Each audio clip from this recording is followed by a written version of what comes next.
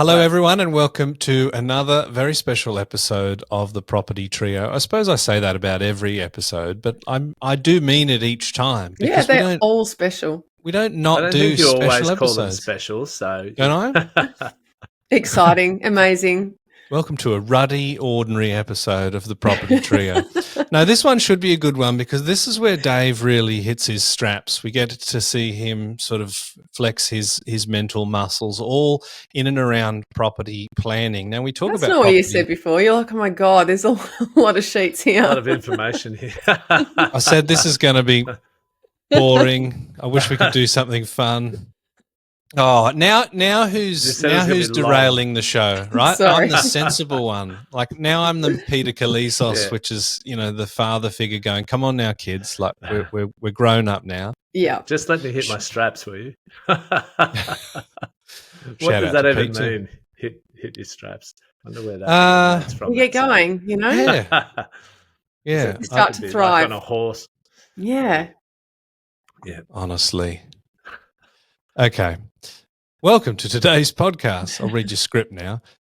So we've got a case study from James and Lisa we're going to cover off. So to give you an idea, these guys were interested in completing a property plan with Dave because they wanted to plan for their retirement income and in and around also scaling back their work on their way to retirement, because the age-old notion of sort of working until you're what used to be 65 or 67, flogging yourself to within an inch of your life and then promptly dying within 2.5 years of retirement just after you bought your caravan and your boat ready to go on an adventure. We're not into that anymore, right? Life's important. We want to have a good retirement. So these guys came to Dave. They're both 36 years of age with 2 children and no more plans for kids. They live in Ormeau in Queensland. They plan to sell their principal place of residence and move up north to Mackay in around 2024, now, which is coming up. Dave, tell us a little bit more because these are real people. They're not real names, but they're real people. How did they strike you in person? Well, look, I haven't met with them. They met with our team, so they haven't struck me at all in person. They didn't strike you at all. But, yeah, look, so just, high level, they're, I guess, approaching middle age. They've got their family sorted, they're 36 years of age, and they really want to get a clear plan and be able to enjoy life because it's all life. As the saying goes, and not just work yourself to the grindstone until retirement, and then topple over not long after, as the little analogy you provided, and so often was the case in previous generations, and we all know those stories. So they had a goal of wanting to have $80,000 of passive income by the time they were at least at 65, but even ideally by the time they were 50, which was when they both wanted to scale back their employment by 50% at that stage of life. So essentially, they were their key goals. Yep. I like that. So 80K passive income with the idea that they would work to fill any sort of deficit. Possibly they were looking at selling the weakest property down the track to assist with that passive income. But let's have a look at the financial starting point that they were in. What sort of income were they working with as a starting point? Yeah, so look, James is earning $82,000. This plan was written in 2022, so it's probably getting close to 2 years old now. Yep. So he's on 150 now if he's got one of those enterprise bargaining agreements. That's right. Pushing up inflation. Yeah. No, spending thanks a lot on James. services. So James is on 82. Lisa's on 42. So, steady sort of middling incomes. They had no passive income at this stage of their life, so they wanted to really get moving on that front.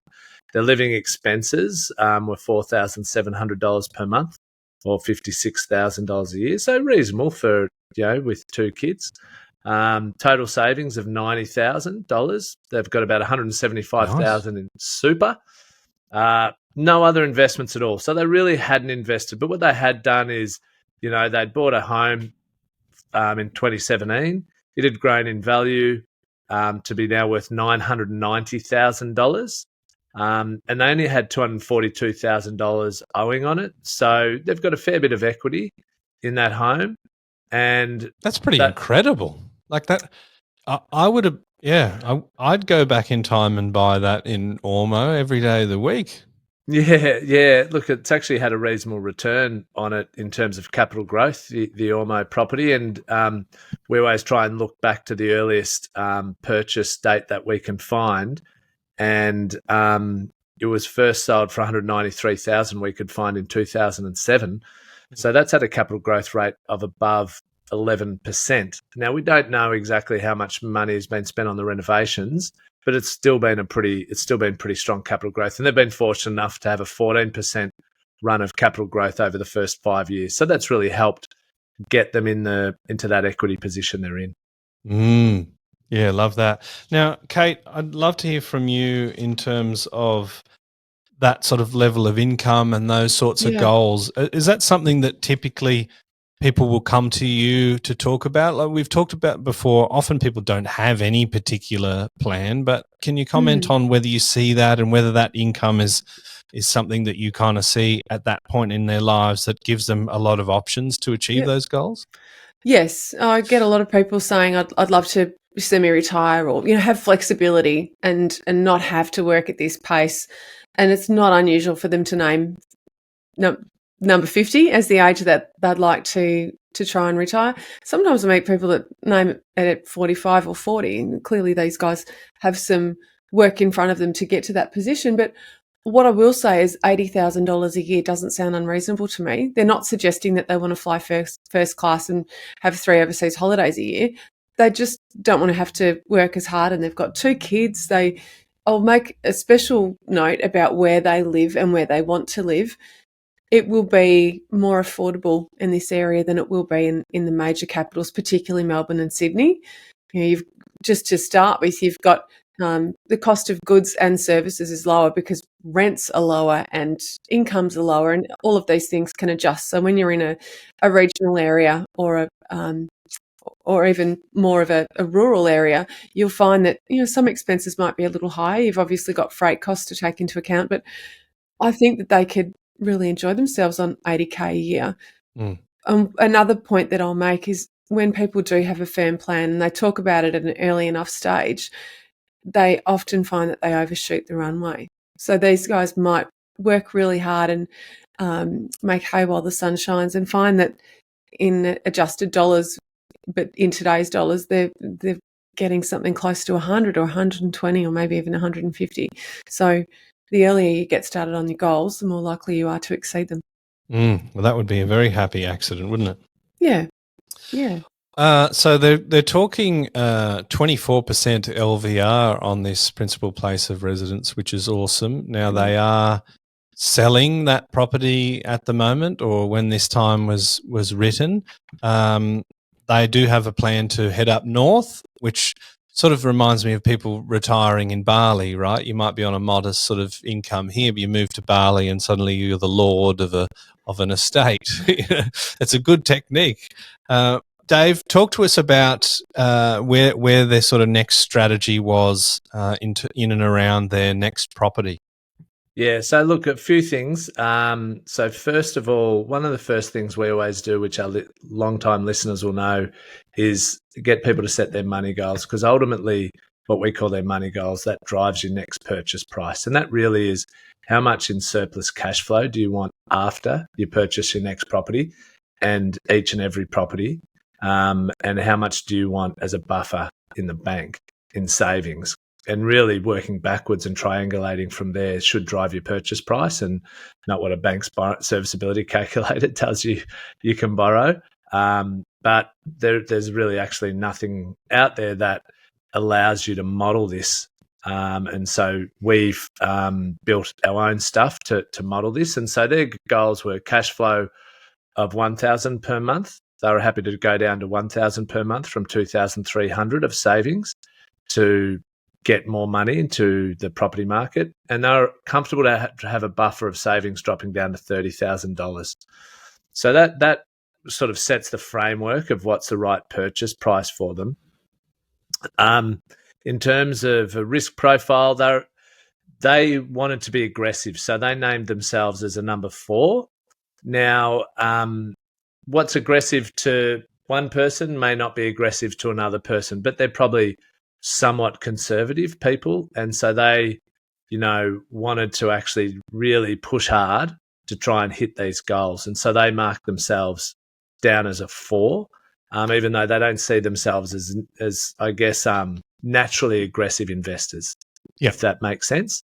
So look, basically, their preferred next decision was actually to purchase, sell the home in Ormo and purchase for $750, so they'd get some extra cash from selling the $990 property, and then live there for 12 months, and then move up to Mackay and buy the cheaper home up there, and then have the this home become an investment property in Ormo and become their first investment property. So that was their own plan before they came to us. Some of their other sort of details is like they're happy to just go on a long distance holiday every 2 years.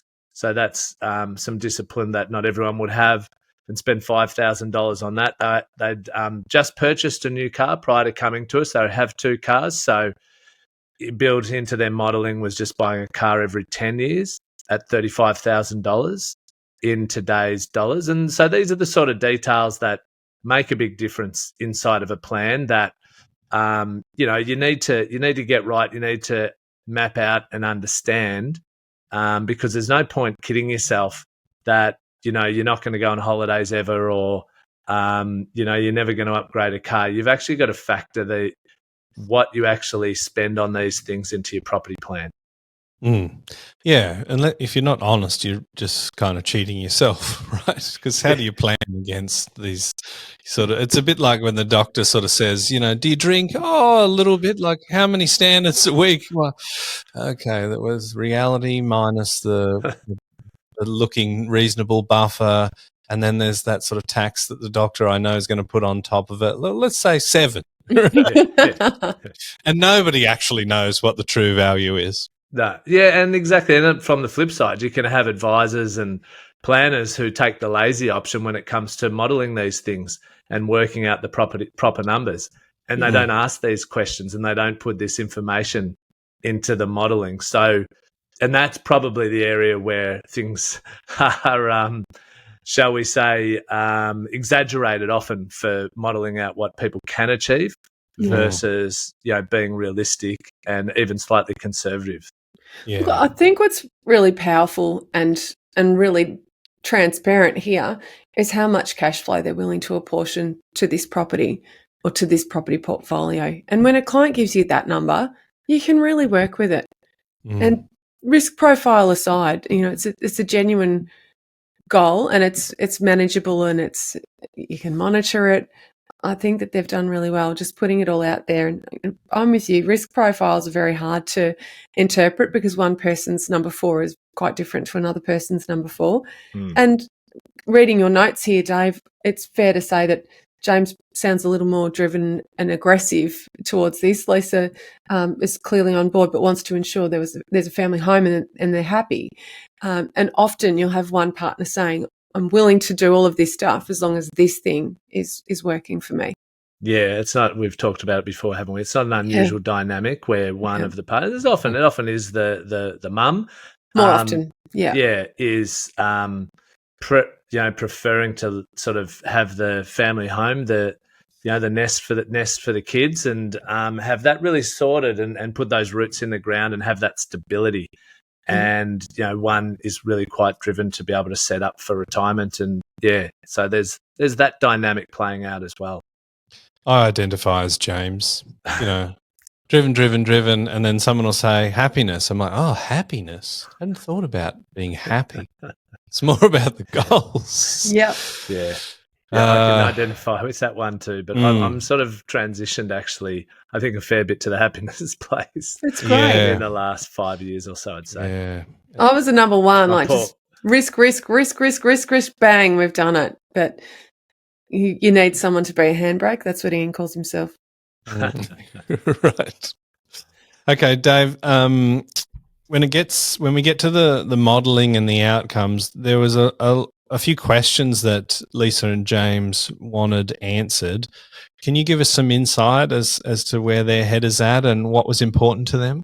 Yeah, so some of the questions they wanted answered was, do we purchase an investment now to live in for 12 months before moving to Mackay? Can we achieve our passive income goal of 80K to reduce working hours by 50% by 2036 with a long-term goal of retiring at so 2036 is when they turn 50, which is more relevant really, and then finishing up at 2052, the plan at 65 and being able to fully retire. So, when could they reach that goal? How many properties do they need? People always want to know that one. And, it's good when you don't have people saying, I want to own 10 properties and work backwards from there. But obviously we corral them into determining what is the passive income goal they want in retirement versus how many properties. So really, they were the main goals. And so one of the things we do with the progression of building out a property plan for our clients is we go step by step so they can sort of see the journey. So like the first property plan we built out was, okay, here's what you want to do. Let's just model that out and see if you achieve your goals. Yeah. And just start there. And, often that doesn't, won't be achievable based on what they want. So we modeled out, okay, sell, buy an Ormo, turn it into an investment property in 12 months, go and move up to Mackay, buy the Mackay property, then buy another investment at 2028 and then for 938,000 and another one at 2033 for 920. And so the outcomes there was the passive income target of 80,000 in today's dollars was achieved in 2049. So that was 13 years behind the goal. They'll be 63 at that point in time.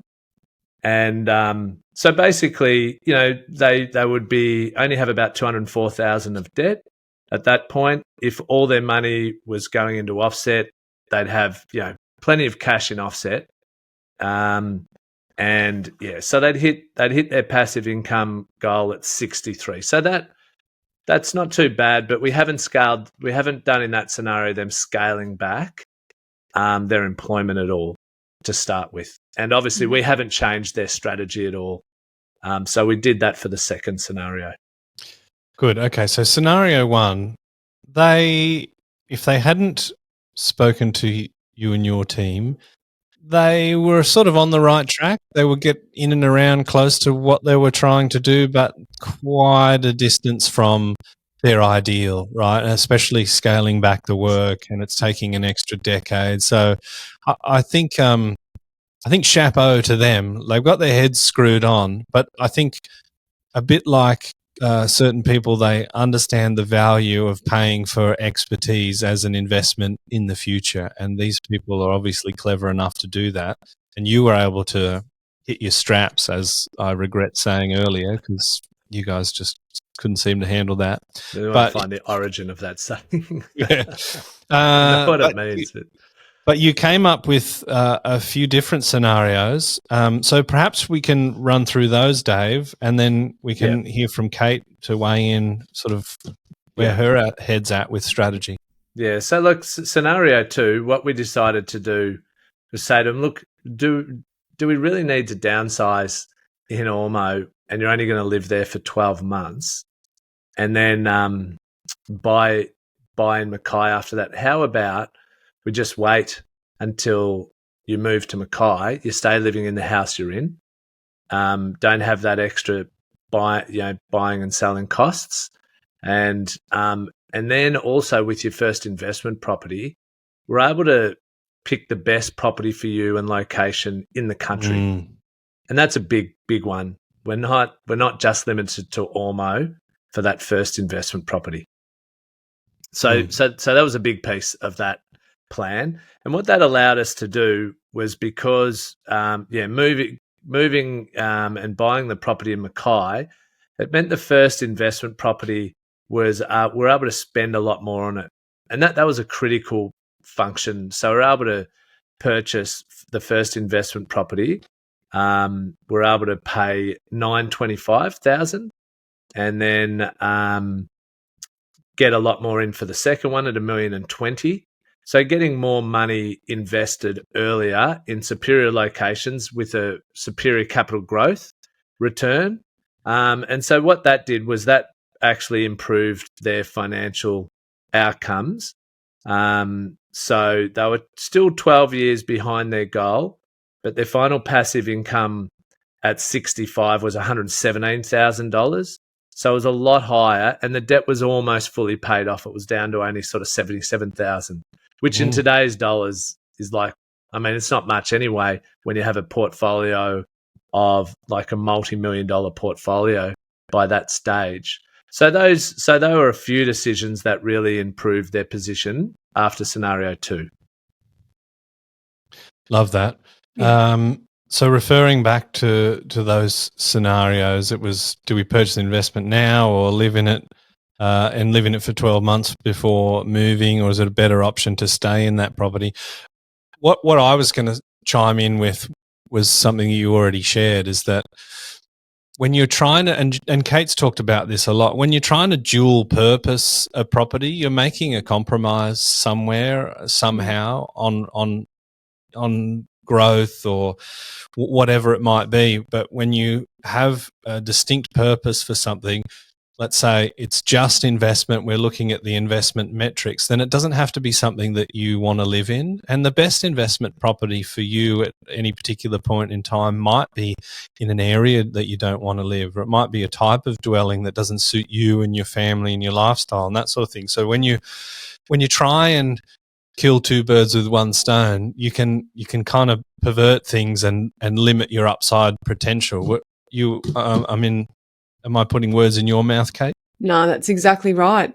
I had, not to deviate, to support that exact philosophy, I met this morning with a really savvy first home buyer. So a young professional, very young actually, and she's decided that she doesn't want to go it alone. She wants some professional help because she's recognised that this property is one that she'll only live in for 12 months. She'll take advantage of the concessions on offer and then she'll convert it to an investment property.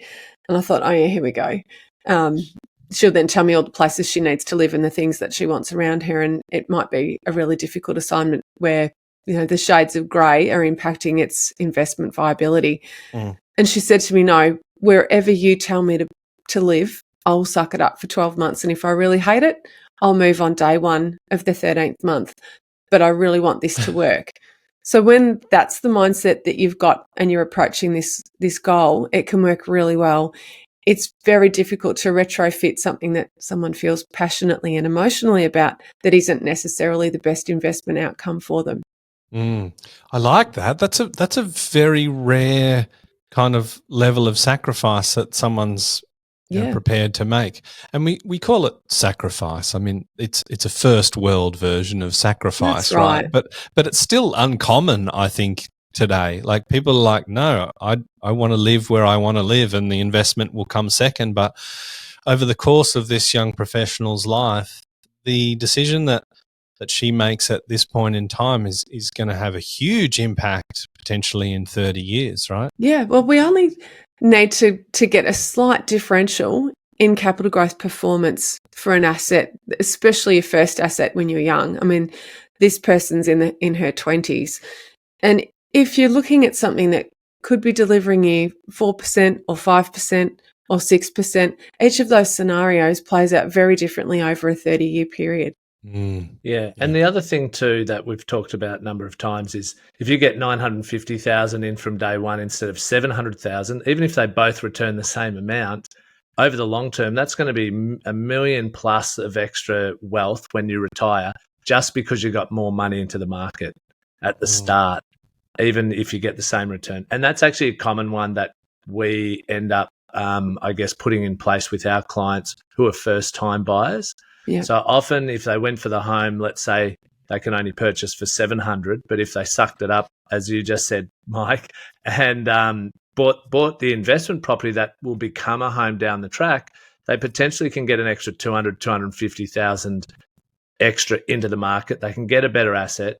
something that they'll be able to live in for longer, but they have to keep renting and perhaps not, living the way they'd like to, have someone else move into their home before them and deal with having tenants in it and what's happening to it for a period of time until it's really affordable for them to then make the step and live into it. And that's quite a common approach we have with our property planning with our first-time buyers. Yeah, and it's a good one. a sacrifice that they make. Yeah. Indeed. Yeah, you're coming off a higher base. You're leveraging more and, you're putting more money out into the market. So you're absolutely right, Dave. And some people struggle with that. They say to me, my real budget's $1 million, but I'd really love to try and stay under 900. Yeah. I say, well, the product you get for 900 will be very different from the product you get at $1 million. And if you can do it, why wouldn't you go and do that? And obviously subsequent borrowings comes into it. You don't want to spend $1 million if it means that you can't buy something in a couple of years' time. Yeah. And that compound growth benefit on that extra $250,000 over your lifetime is significant. That'll end up being more than $1 million worth of value to you in retirement. Compound interest, the eighth wonder of the world, according to Albert Einstein. And Albo knew a thing or two, didn't he? He was a smart guy, apparently. He was. Great hair as well. All right, Dave, there's two more scenarios. We need to talk about scenario 3, which you've titled 50% in 36, and scenario 4 is 50% in 38. So go for Dave. Yeah, so look, basically, as we just touched on, we hadn't at this stage scaled them back to working 50%. So then the next step, okay, here's how you can achieve your goals. We've changed the property planning strategy. We've got more money in the market earlier into an actual investment property that can be anywhere and not just all mo. So, okay, let's now see how it looks if you scale back your employment like you wanted to in 2036. All right, so we had them both reducing their employment, then their hours by 50%. So what that did was they weren't able to achieve their passive income goal of 80,000 even by the age of 65. So at 65, if they scaled back at 50 to only working 50%, by age 65, they had passive income of $62,000. Okay, so that gives us a picture.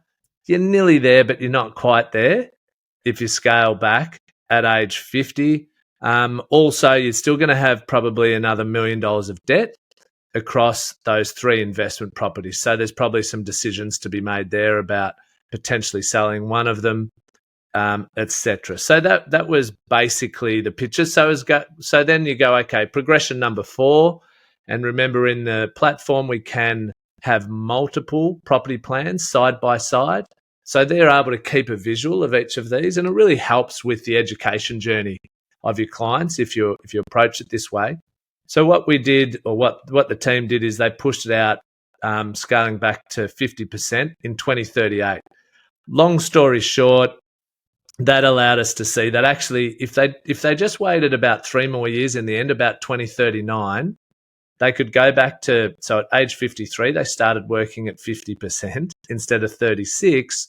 They would get the 80. Would have enough sort of debt in place or reduced debt, enough offset, so that by the age of 65, they would have hit their goal of 80,000 passive income. So they wouldn't hit it at when they scaled back to 50%, which they were hoping, but they would hit it at 65 if they just held off for 3 more years of scaling back their employment. And it's all just about decisions, isn't it, Dave? You just have to weigh up these options. 100%. And look, that's the great thing about the game of life. Your situation is constantly changing and evolving, and you make these decisions. But also, one of the benefits of modeling it out like this is, like we've talked about often, you don't have to be making decisions all the time. You're really these guys are making 4 or 5 major decisions over the next, 20 years or whatever it is. And something that's important to note is we can't predict if they'll have some exciting event in life where they suddenly earn more money or receive more money.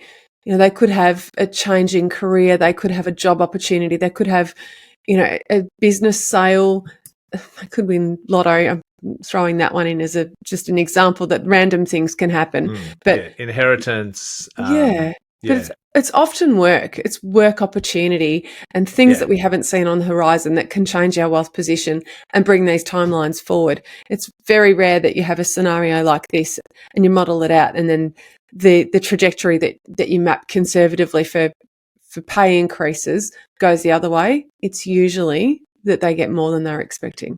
100%. And, usually the people who are motivated enough to want to pay some money to get good quality advice and build out a property plan, they're pretty motivated people. Yes. So they do tend to overshoot, as you're saying.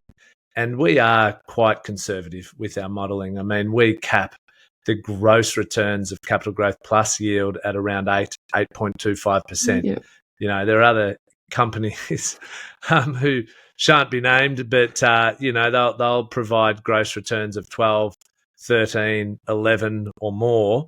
And I'll tell you what, numbers sing and dance off the page when you compound growth that over 10, 20 or 30 years. Yeah. I could start a business today over promising and under delivering. I'll have a great 12 months, but then the business will probably die a slow death from then on outwards. So Dave, cap us off. What was your ultimate advice to Lisa and James to get to as close to as possible as their magic figure? Yeah. So look, if we circle back to their initial question. So number one, do we purchase an investment now to live in for 12 months before moving to Mackay? So the answer is no. Look, that's just you're gonna bleed some money out through buying and selling costs. Number one, just stay where you are and then downsize to Mackay, or spend less by moving to Mackay for that lifestyle choice. But they're also making a financial decision there. They'll have no debt on that property, and then you can get more money into your first investment property, which is going to make a huge difference. And as we've said, the location can be more capital growth focused. It's not limited to just Ormo. I don't even know if I'm pronouncing that correctly. I think you are. Yeah, Ormo. Yeah. So I did a asset register on Ormo McDonald's. That's the only reason I know. Otherwise, I'd call it Ormew. So that allows them to get an extra $325,000 into their first investment, $100,000. I'd love to just go, what does $325,000 compounded 5% over 20 years, key that in now, return? That's going to be a significant return for them. That's going to really play a big role in setting up their retirement goals. So, can we earn the $80,000 to reduce working hours? Yes, you won't earn the $80,000 until you're 65, but you can, based on these numbers, reduce your working hours around 53 or so. So you can reach the goal. The actual $80,000 goal would be reached when they're 61, so in 2048, so a few years before the 65. So that's nice to know they have a bit of buffer up their sleeve there. How many properties? That age-old question, will we need? So they only need the 3 investment properties. And that's so often what we find, that people, it's so rare that our modelling requires more than 5 investment properties for people to hit their goals. That's interesting, something, doesn't it? Because I don't know if you do a lot of work on Instagram, Dave, but what I've learned is that I'm not skinny enough, pretty enough, handsome enough, wealthy enough. I don't have the best clothes. I don't drive the best car. I don't own enough properties. But you're telling me that everything's going to be okay. As long as you get involved, you don't have to have $1 billion worth of net assets to live a happy life. No, 100%. I mean, that's not going to probably get 1,000 or 1 million hits on Instagram saying that. Dave Johnson says 3 properties is more than enough. And you know what? You can take your time and you only need to make 4 decisions. No, that's not clickbait. No, not clickbait there. And not if you're building a transaction-based business where you need lots of transactions to keep feeding your lifestyle. So, so look, they only needed 3. And can we scale back our work and income by 50% at age 50? Well, look, it looks like it's probably more like 53 or 54. But like as we talk about with a lot of our clients, is the reality is you're probably not even going to go 100%, 50%, 0%. you can scale that down progressively. You Yeah. could potentially go to 4 days a week, earlier, and then move to 3 and 2. And as we've just sort of talked about, these decisions are happening over a year or two at a time. It's one decision every couple of years. And the great thing about the software is you can update it real time and keep seeing how you're tracking as you go along. And we haven't really talked much about their super. The super is a bonus, right? Spot on, yeah. So, the superannuation, that actually, they can access that. These guys, their preservation age, I think, was 60. So they can actually start accessing their super. This is all money on top of their super as well. And that's something they're very conscious of. They have their own plan for their superannuation. And this is all cream on top, really. And I think they had something like $170,000 balance, probably a little bit underdone for a self-managed super fund. But as time goes on, that gives them another option as well. And of course, in my disclaimer voice, this is not financial advice. See your licensed financial advisor. But that's also an upside, right? And as you say, like, people that are driven to do this are driven to perhaps get that pay rise by working a little bit harder, or they're going, okay, well, Dave and his team did this wonderful plan on me earning $80,000 a year, but I could push that to 90 and come back and go, oh, what now, Dave? And everything starts dancing off the page. So I think the power of a plan is more than just the plan itself. It allows you to kind of think, all right, well, here's what the number's saying, but if I can get any upside on that, then I can start hacking it and bring it down. 100%. I mean, so much of the power is having, 2 or 3 lengthy meetings where you're talking about all these things with a professional advisor and seeing how the numbers play out, but then being able to build that emotional intelligence really around what all these things we're talking about and how they relate to you in your own life. There's so many things you can tweak. I mean, there's so many assumptions that go into the system. Like, we've only assumed, again, conservatively, and you do this in consultation with the client, that their income will grow at 2.5%. And we've assumed inflation's growing at 3%. So their income's actually growing less than inflation. Okay, in this scenario. Now, if we tweak that up to 3.5, things are going to change a lot. If we have a start, so you can really adjust little things, but you can't get too caught up on all those sort of specifics because, you can do your head in, frankly. Yeah. You need to decide on what are the assumptions you're going to stick with and then build up the scenarios, and then, keep coming back to it each year with your spouse, your loved one, and your planner. It's pretty magical, Cate, when, you can sit down and you input a few variables and you massage the grey matter around different strategies, and you can suddenly look like, well, this is what my future looks like, and on paper I'm happy, right? Yeah, and I think that to Dave's point, you can have a look at all kinds of different paths to happiness and work out which one works best for you. It is a bit of choose your own adventure. And if you're not hating your job, or if you're getting joy out of your work, another 3 years might not be a sacrifice. You've got that option to weigh it up when the time comes, and you can recut the study and have a look at what the figures look like every time you have a slight change. So that is the beauty of a robust plan. It's a moving target, and you can keep tapping into it whenever you're ready to. And I know a lot of people love the idea of hanging up the gloves and not working after a certain age, but when that actually stares you in the face and you've got that option, you might not want to take it. Yeah, and that's the power of doing it progressively, isn't it? Because we do know that often people, if they certainly go from 100% to zero, just working full time to retiring, they can realize how much of their identity they've lost, a lot of their social outlets, and that's where that scaling back can allow you to sort of adjust and decide, actually, I do enjoy working 2 or 3 days a week, or whatever it is. Yeah.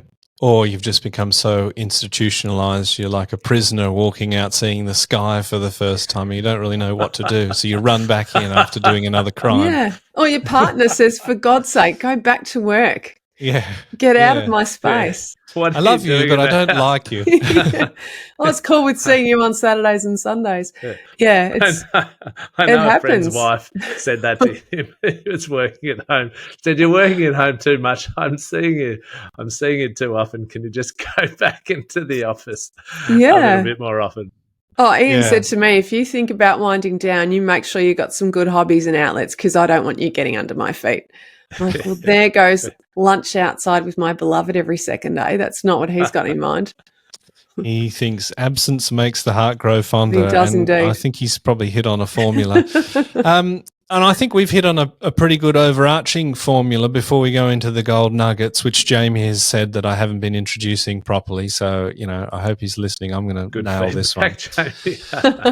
Yeah, I just go, all right, Kate, what's your gold nugget? And he's like, Mike, we've got a jingle. Like, you'd know that if you listen to the bloody show.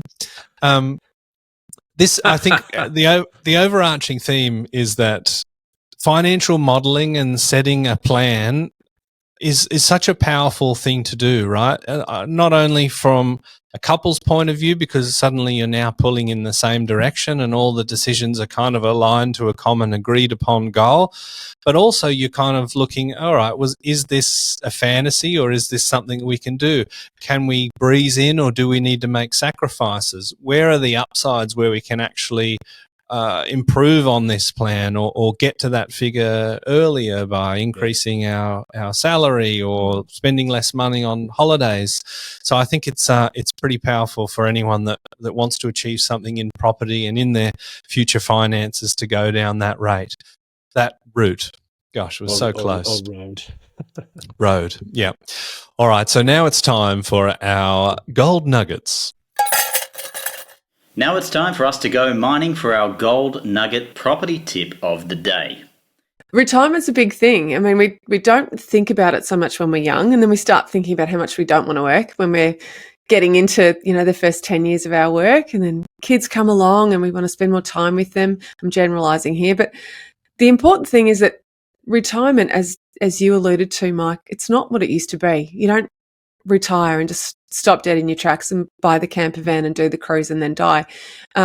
We actually have much longer retirements these days because we've got better lifespans, better healthcare, and we do have to think about how we want to look into our retirement and enjoy those years. And Bernard Salt's one of my favourite writers, and he talks about demographic trends all the time. And he recently wrote in The Australian about the life cycles of life and in particular the segments of retirement, because you're not just a retiree, you've got these golden years and your kids are probably still living with you, your adult kids, and it's several steps for a lot of people now until they're needing full-time care or medical care or hospitalisation or whatever. And we do have to think about how far the money can stretch for that period of time that is meant to be really fun and meant to be very rewarding for us. So taking it seriously at a young age is my message of the day. Yeah, that's awesome. And what's even more awesome is that Dave hasn't heard anything that you've said, and now I'm going to go to him. And wouldn't it be amazing if he shared that exact same idea? Let's see. Dave. Well, here's my gold nugget, having not been able to hear a word of what Kate just said. So you definitely can't steal it. Or this is a real cunning ruse where you've been listening all the time and you just didn't have any ideas. Could be. So when you're modelling out your property plan and with our software, what it allows you to do is set a pathway, determine if something is achievable, update it in real time over life's journey, and then adjust your decision making as you go along based on how your life is tracking, how your finances are tracking, how your perspectives may change in areas like what you want out of your lifestyle, your investment choices, living expenses, goals for passive income, scaling back work, retirement age, and accessing super. So ultimately, it puts you in control. You have a line of sight over what you're wanting to achieve in your life and where you're at ongoing, and that's something most people don't have. Oh, that's good. Far out, Dave. That was mine to a T. Similar to Kate's? Or yeah, not? 100%. We've doubled up. Verbatim.